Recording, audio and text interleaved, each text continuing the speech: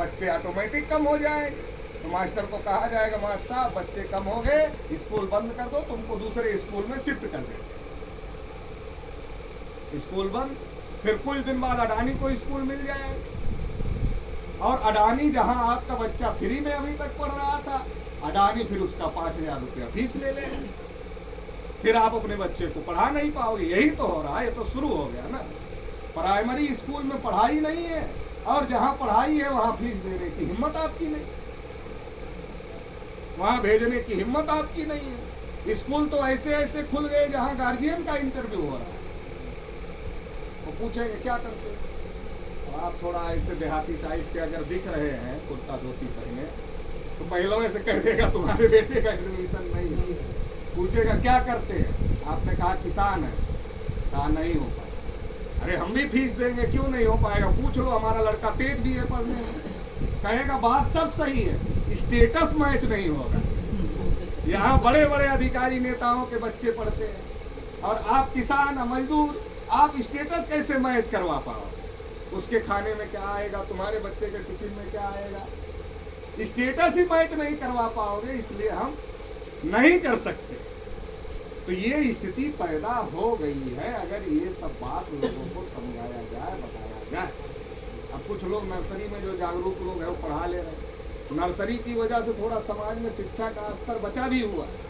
जो बड़ी मेहनत से छोटे छोटे स्कूल चला रहे हैं, बहुत मेहनत से चला रहे हैं, क्योंकि उनको भी मास्टर बेचारे इतना त्याग कर रहे हैं कि 2,000, 3,000, 500, 1,500 में पढ़ा रहे हैं। उसमें योग्यता की कमी नहीं है उनके पास, लेकिन अब सरकारी शोषण है, बेरोजगार नहीं है तो कर रहे, तो वो भी त्याग कर रहे। उनकी वजह से थोड़ा बच्चे थोड़ा पढ़ लिख ले रहे हैं। लेकिन वहीं जब आपको डॉक्टर की तैयारी करवानी पड़ेगी नीट की, तब तो आपको लाखों की कोचिंग करानी पड़ेगी, तब नर्सरी से काम थोड़ा ही चले।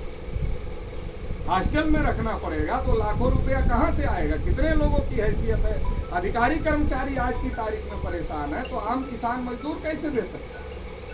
तो एजुकेशन खत्म की जा रही है। तो ये सारी बात अगर लोगों को समझाया जाए, बताया जाए, तो लोग समझ रहे हैं। ऐसा नहीं समझ रहे। अभी मोहन भागवत ने परसों नरसों बयान दिया। क्या बयान दिया?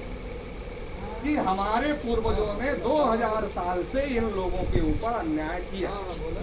स्वीकार कर लिया भागवत ने ईमानदारी से। चलो उनको धन्यवाद दे देते हैं ईमानदारी से स्वीकार करने के, कम से कम कबूल तो कर लिया। फिर आगे कहा कि अगर हमें 200 साल तक भी कष्ट उठाना पड़े तो हमें बुरा नहीं मानना चाहिए।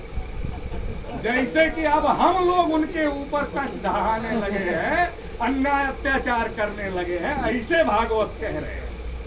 तो हम लोग अन्याय अत्याचार करने लगे क्या पंडित जी लोगों के ऊपर? तो हम लोग तो नहीं कर रहे, फिर भागवत जी क्यों कह रहे हैं? भागवत जी इसलिए कह रहे हैं कि भागवत जी समझ रहे हैं कि देश का माहौल जो है वो बन रहा है। जो काम लोग कर रहे हैं उससे देश का माहौल बन रहा है। 24 का इलेक्शन जीतना आसान नहीं है, तो इसलिए मीठी वाणी बोली जा रही है। हम लोगों की तरफ कहा जाता था कि लंबा चंदन मीठी वाणी दगाबाज की यही निशानी। तो जब मीठी वाणी बोली जाती है तो हमारे लोग फंस जाते हैं। तो भागवत जी क्या कह रहे हैं? जब तक असमानता रहेगी तब तक आरक्षण रहेगा। हम लोग खुश हो गए भाई, भागवत जी जो सबसे ज्यादा विरोध कर रहे थे जो लोग आरक्षण का, अब वही लोग कह रहे हैं कि आरक्षण हमेशा हमेशा रहेगा जब तक आसमान। अब खुश हो रहे हैं। अब उनकी सरकार क्या कर रही? 14 में नरेंद्र मोदी जी ने कहा देश नहीं बिकने दूंगा। अब क्या कर रहे हैं? मन ही मन कसम खा लिया देश नहीं बचने दूंगा।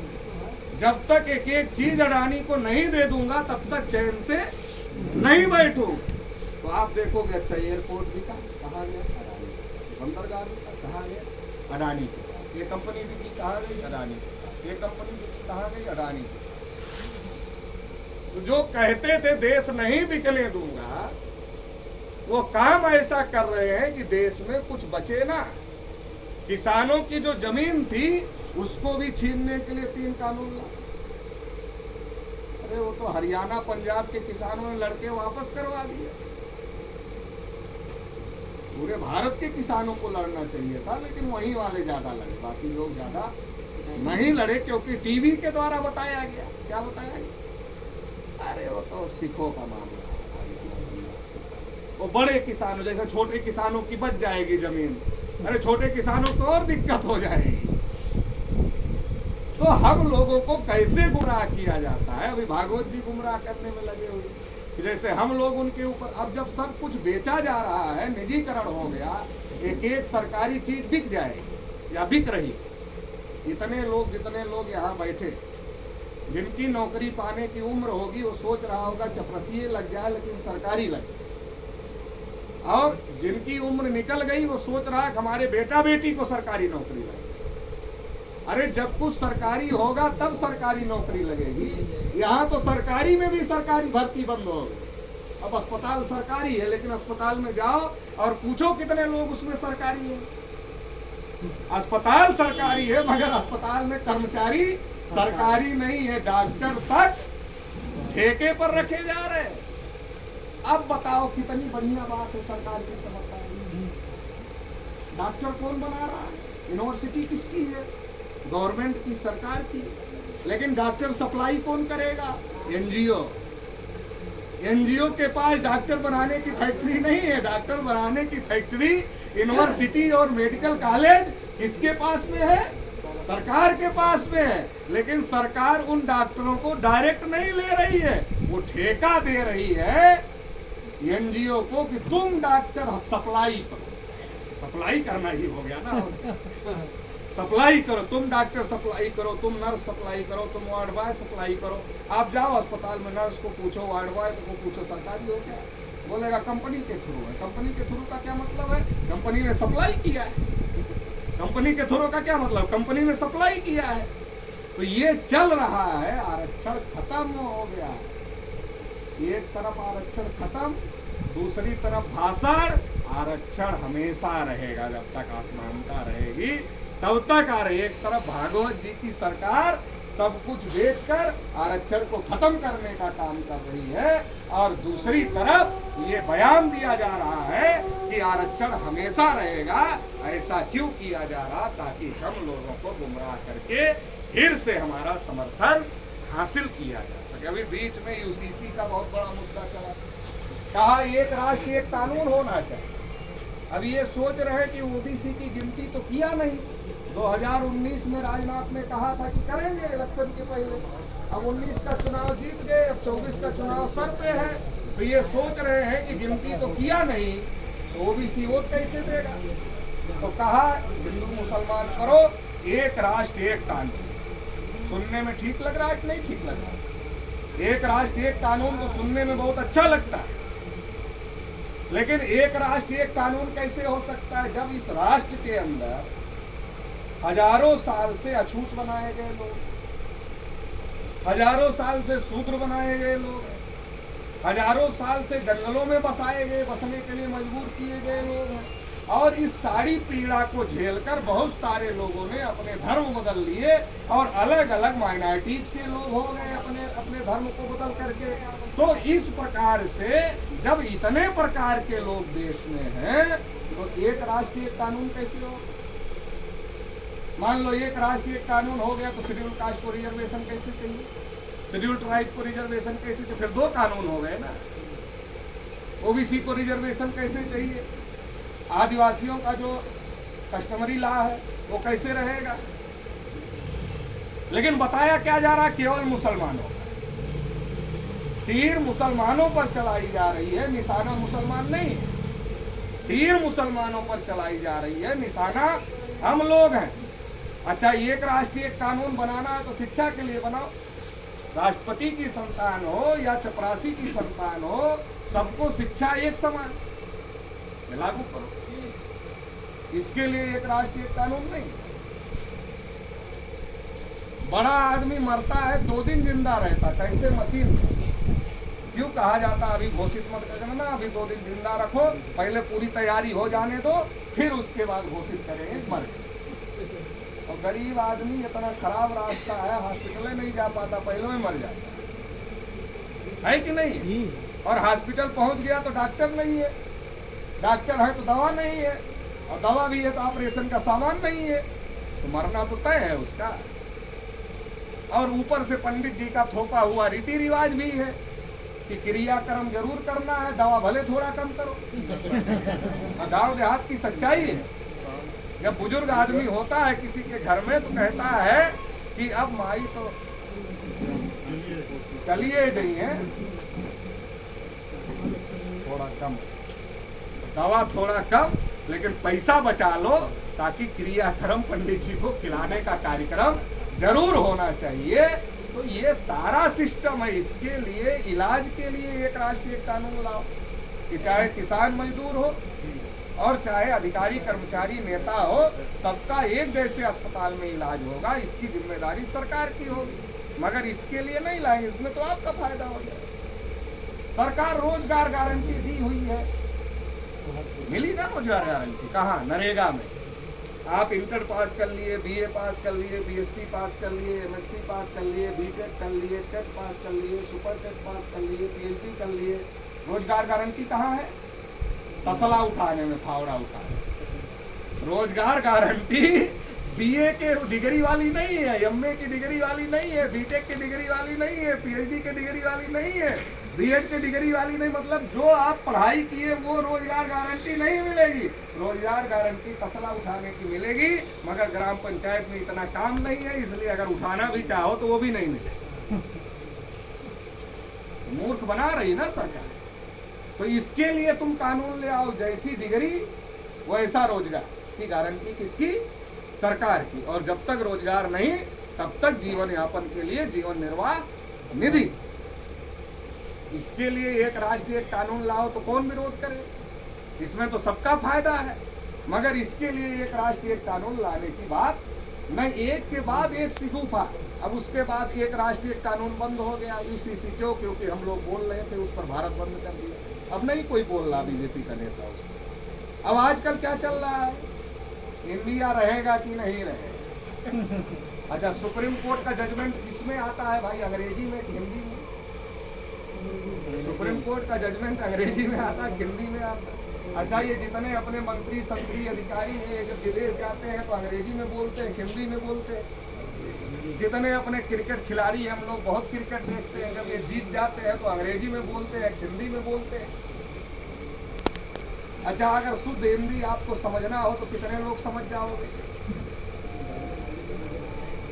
अच्छा, संविधान कुछ लोगों के घर में होगा तो संविधान में एक अंग्रेजी वाला और हिंदी वाला दोनों एक साथ आता है, तो आप हिंदी पढ़ो अंग्रेजी पढ़ो, कौन समझ में आएगा? हिंदी वाला कम समझ में आएगा, अंग्रेजी वाला थोड़ा समझ में भी आ जाएगा। एक बार मनमोहन सिंह जी ने कहा कि इतनी कठिन हिंदी है, इसको सरल करो, तो हिंदी भी इन लोगों ने कठिन कर दिया, उसका संस्कृताइजेशन कर दिया, उसमें संस्कृत के शब्द बहुत ज्यादा डाल दिए, इसलिए हिंदी भी कठिन हो गई। हिंदी को भी कठिन करने का काम कर दिया। तो लड़ाई भाषा की नहीं है। आज दुनिया ग्लोबल हो गई है, आज दुनिया ग्लोबल हो गई है। जो अंग्रेजी पढ़ता है वो विदेश तक नौकरी करता है, और जो हिंदी पढ़ता है यही नौकरी उसको नहीं मिलती, विदेश का तो छोड़ो। लेकिन ये विवाद क्यों खड़ा किया जा रहा है? जितने नेता विवाद कर रहे हैं भाजपा वाले, एक का भी लड़का हिंदी मीडियम के स्कूल में नहीं पढ़ता हो, सबके अंग्रेजी मीडियम के स्कूल में पढ़ते हैं। लेकिन इंडिया नहीं होना चाहिए, होना चाहिए, कोई विवाद है? जब संविधान सभा बैठी थी, बाबा साहब अम्बेडकर उसमें थे, और कई नाम पर प्रस्ताव आया, और बाद में पूरी संविधान सभा ने मिलकर ये पास किया कि इंडिया दैट इज भारत, यही लिखा जाए। जब पूरी संविधान सभा ने मिलकर ये पास कर दिया कि इंडिया दैट इज भारत यही लिखा जाएगा, तब ये लिख दिया गया। तब ये मोदी जी को रात में सपना आ गया क्या? साक्षात्कार हो गया कि ये गलत लिख दिया गया, इतना दिन में सपना नहीं आए। तो ये सारे मुद्दे क्यों उठाए जा रहे हैं? मूर्ख बनाने के लिए उठाए जा रहे हैं, ताकि सरकार जो हमारा आरक्षण खत्म कर रही है, हमारी शिक्षा खत्म कर रही है, हमारा रोजगार खत्म कर रही है, महंगाई बढ़ा रही है, ये सारे मुद्दों से लोगों का ध्यान भटक जाए और लोग इंडिया में कभी बहस करें, कभी एक राष्ट्र एक कानून पर बहस करें, कभी एक राष्ट्र एक चुनाव। अच्छा चलो एक राष्ट्र एक चुनाव हो जाएगा तो क्या हो जाएगा? जनता यही है, नेता भी वही है, तो हो क्या जाए? अच्छा पहले था ना, जब चुनाव शुरू हुआ तब तो एक ही समय पर चुनाव हुए, एक ही समय पर चुनाव हुए, लेकिन जैसे जैसे बढ़ता गया, कोई सरकार बीच में गिर गई, कोई सरकार 5 साल चली, कोई नहीं चली, तो इसके आधार पर फिर अलग अलग समय हो गया। तो इसमें कौन सा परिवर्तन हो जाएगा? तो इस प्रकार के सिगूफे छोड़ छोड़ करके आम जनता का ध्यान जो वास्तविक मुद्दे हैं उससे हटाने की कोशिश की जा रही है। इसलिए हम लोगों को ये सारी बातें गांव गांव में चौपाल लगाकर लोगों को समझाना है, लोगों के विजन को, लोगों की सोच को ऊपर उठाने का काम करना है। जो नीचे चला गया उसको ऊपर उठाने का काम करना। हमारे महापुरुषों ने क्या किया? यही तो किया। आगे बाबा साहब नहीं जानते दीवार नहीं है इन लोगों के पास में, फिर क्यों कहा लिख लो अपनी दीवारों पर शासक है हम इस देश। जगदेव बाबू ने कहा 100 में 90 शोषित है, 90 भाग हमारा है, धन धरती और राजपाट में 90 भाग हमारा है। शोषितों ने ललकारा है 90 भाग हमारा। राजपाट की बात हो रही। काशीराम जी ने कहा वोट हमारा, राज तुम्हारा, नहीं चलेगा नहीं चलेगा, राजपाट की बात की। हमारे पूर्वज, हमारे महापुरुष राजपाट की बात कर रहे थे और हमारा दुश्मन हमारे को राशन की बात करके पल जा रहा है।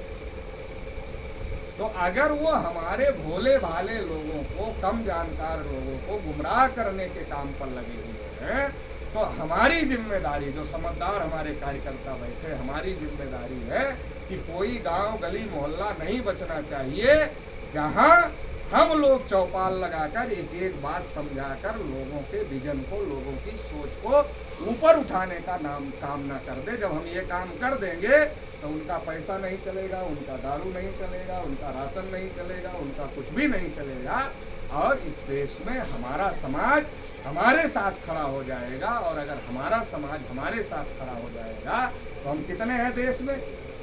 85 से 90%। तो ये 85-90% अगर एक साथ खड़े हो जाएंगे तो चाहे सड़क पर निपट लो, चाहे वोट में निपट लो, जैसे निपटना है वैसे निपट लो।